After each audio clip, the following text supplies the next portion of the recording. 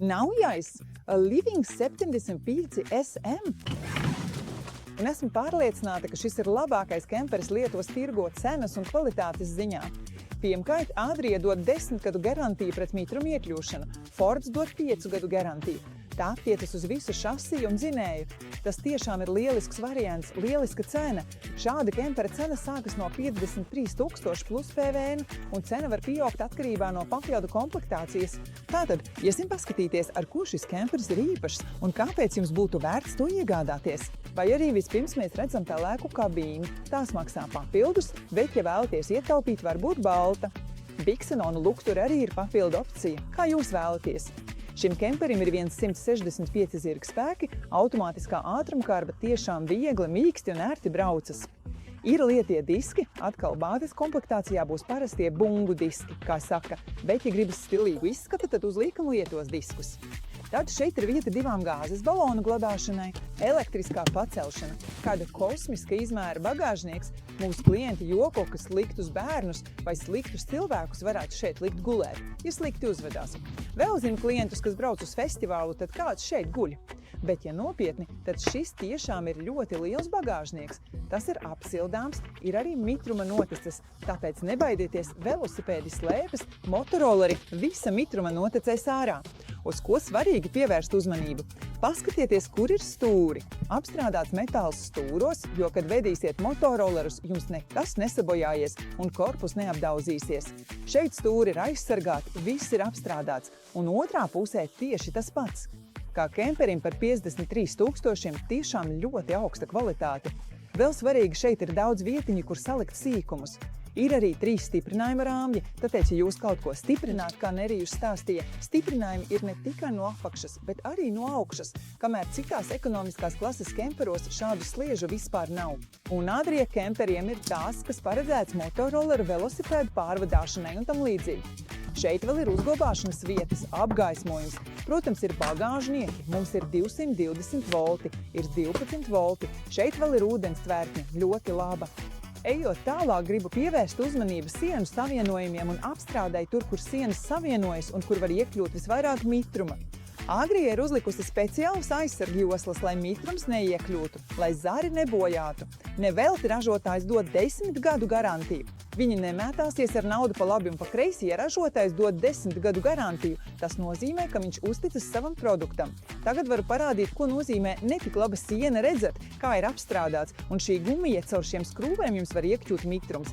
Šeit mums ir aizmugurējā video kamera. Parādīšu, kā tā rāda ekrānā iekšpusē, bet tā ir standarta komplektācijā pērkot Adria Living par aizmugurējo kameru nav jāmaksā papildus. Šeit ir tīrā ūdens tvertnes uzpilda 120 litri, notekūdeņu tvertne 85 litri. Ziemas pakete notekūdeņu tvertne ir apsildāma un siltināta. Tātad varat doties arī pie -25 grādiem. Viss būs kārtībā. Kā vienmēr pērkot kemperi, paskatāmies apakšu, vai tur viss ir kārtībā, vai viss slikti. Pārbaudām, lai nekur nebūtu redzama koksne, lai apakša būtu glūda, tīra, bez jebkādiem izvirzījumiem vai vadiem.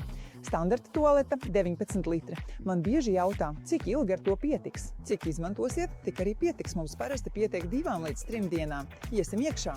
Tātad 58 cm durvis ar centrālo slēdzeni, ar moskītu tīklu un logu. Es vienmēr iesaku klientiem iegādāties durvis ar papildus akciju ar logu, lai izbraucot no sānu ceļa, viņi varētu paskatīties, vai netuvojas kāds šķērslis. Tā ir mana rekomendācija, bieži klienti to arī apdomā saprātīgi cilvēki. Aizmugurē ir milzīga kosmiska izmēra gulta. To iecienījuši pāri ģimenes ar maziem bērniem, jo viņi šeit var ērti gulēt. Un visi var gulēt kopā, nezinu, 2x2 metri ļoti liela gulta. Tad ir 3 plaukti mantu glabāšanai. Un kāpēc man patīk, ka plaukti ir atdalīti? Jo tā ir ērtāk, jūs varēsiet sakārtot savas lietas, un visur ir tādas maliņas, lai, kad atverat, ziniet, kā mēdz būt, viss izkrīt ārā, krīt jums virsū, bet šeit tā nenotiks, jo ir maliņa, kas pasargā no izkrišanas. 10 no 10. Tad šeit varat, nolikt grāmatu, telefonus, ir arī lasīšanas lampiņas. Ir lādētāji, ir 2 logi, kas atverami ar moskītu tīkliem un nakts aizkariem, kā arī jumta lūkas durvīm. Tas rada tādu plašumu un gaismas sajūtu, kas man ļoti patīk. Skatāmies, te ir viens milzīgs skapis, šeit ir tik liela kabīne, un vēl šeit var salikt lietas. Un te, ko es domāju, ir notekūdeņa tvertnes apsilde, kad tuvojas nullei, jūs izslēdzat, pavasarī izslēdzat. Man šķiet, es te varētu ietilpt. Tātad viens tāds skapis, tad vēl viens tāds pats skapis ar plauktu. Starp citu, mēs nesen pārdevām vienu kemperi, un klienti man saka, ziniet, mēs izbraucam uz gadu, kur tad jūs brauksiet pa Spāniju, Itāliju, vēl kaut kur, un kaut kā es viņiem ļoti apskaudu. Labi, atgriežamies atpakaļ, ko vēl gribu parādīt. Gar sienu, kur ir gulta, iet apsilde, tāpēc jums nebūs augsti no sienas un tiešām gulēsiet silti, jo lētākas klases kemperos šī apsilde nav ievilkta. Naktī ziemas laikā siena tiešām mēdz būt augsta. Augstums nāk caur restēm, matračiem, nevis caur pelēm. Tas ir ļoti labs risinājums. Tad, ja tomēr dosieties prom uz gadu un būs daudz ko salikt, paskatieties, cik liela ir glabāšanas vieta. Ir vēl viena liela glabāšanas vieta. Nu, lūk, arī tāda paša izmēra, kur varēsiet salikt savas mantas. Ja jūsu ceļojuma partneris vai partneri jau ļoti apņikuši, tad var aizvērties arī šajā divu istabu sistēmā. Ja runājam nopietni, man tas patīk un arī klientiem patīk. Bet, protams, šis kemperis ir 7 metrus un 43 centimetrus garš. Ja jūs vēlaties īsāku kemperi, tad duša un tualete atsevišķi un divu istabu sistēma vairs nav iespējama. Tas ir kompromiss jautājums. Iesim uz dušu 2 noticējumi, nebūs baseina un paskatieties, kārtība, tad šādas stikla durvis sākumā. Summa nav tie 200 eiro divatā. Mums ir pakaramais dvieļiem, mēs abi maksājam. Kā mājās ar tādiem silikoniem, lai neveidotos kaļķi, laba lieta. Un, protams, plauktiņš kosmētikai tualetes zonā mums ir liels izlietne. Te vispār ir 4 plaukti, kur salikt lietas, un te vēl var ielikt lielo, kur salikt lietas, lai gan no šejienes pietiks. Tualete ir standarts, grozās šī, ja esat iemācījušies no galvas, tad vēl ir 4 pakaramās dvieļiem. Vajag pēc tam vienkārši ērti. Gaisa kondicionērs ir tāds uz kempera robežas, jo tas dzēsē gan guļamistabu, gan viesistabu. Un vēl, kas ir labi, pat aizverot durvis, tas neizslēdzas un turpina vēdināt viesistabu. Tas ir tiešām ērti. Dodamies uz virtuvi logs. Gatavojot, iesaku vismaz nedaudz atvērt logu. Līdz ar 3 degļiem, izlietne, man patīk šis melnais ekrāns. Tad ir cepeškrāsnes ar grila funkciju, tā ir kā papildu opcija. Jūs varat pasūtīt, varat arī nepasūtīt. Ja nepasūtat, tad mācīties te vienkārši būs. Ir atvilknes, ir skapis, kur salikt pudeles, 1 ar tētiem, 2 ar atvilknēm. Šeit klienti bieži pasūta arī griešanas dēli, izlietnes vāku, lai būtu lielāka darba virsma. Tie maksā 56 eiro. Tas tiešām ir vērts uzmanības pirkums.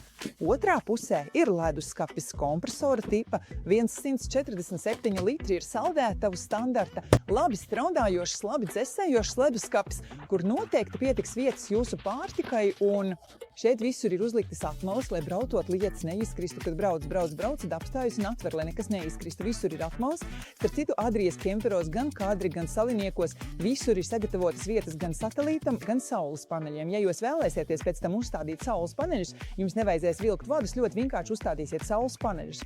Šeit mums ir vadības panelis pat nelētākais un varētu teikt, ka gandrīz par tādu pašu cenu kemperos jūs atradīsiet vienkāršus tādus.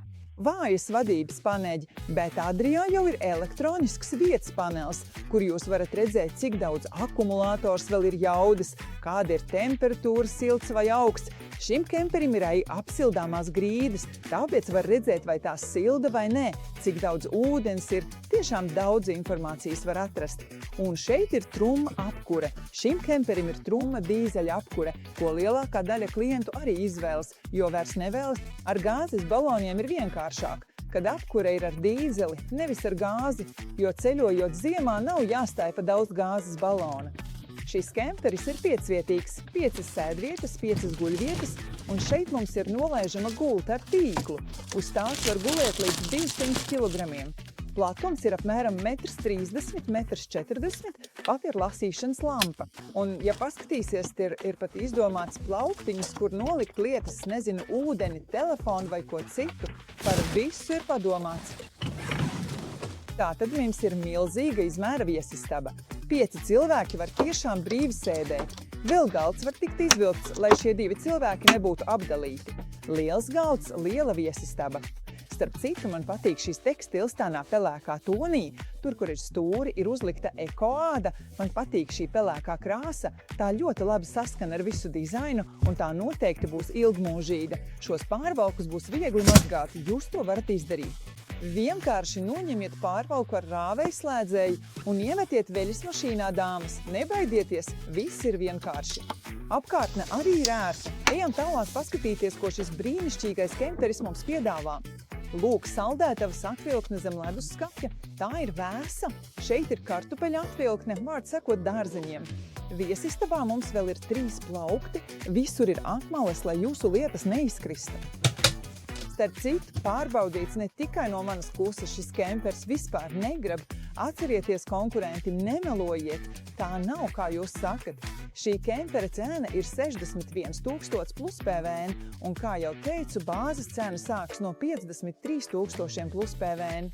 Runājot par Ford, tam ir 165 zirgspēku dzinējs, 8 pakāpju automātiskā ātrumkārba, un šeit mums pat ir braukšanas režīmi, tāpēc jūs varat pat uz slideni ceļa segumu var izvēlēties speciālu režīmu, eko vai normālo.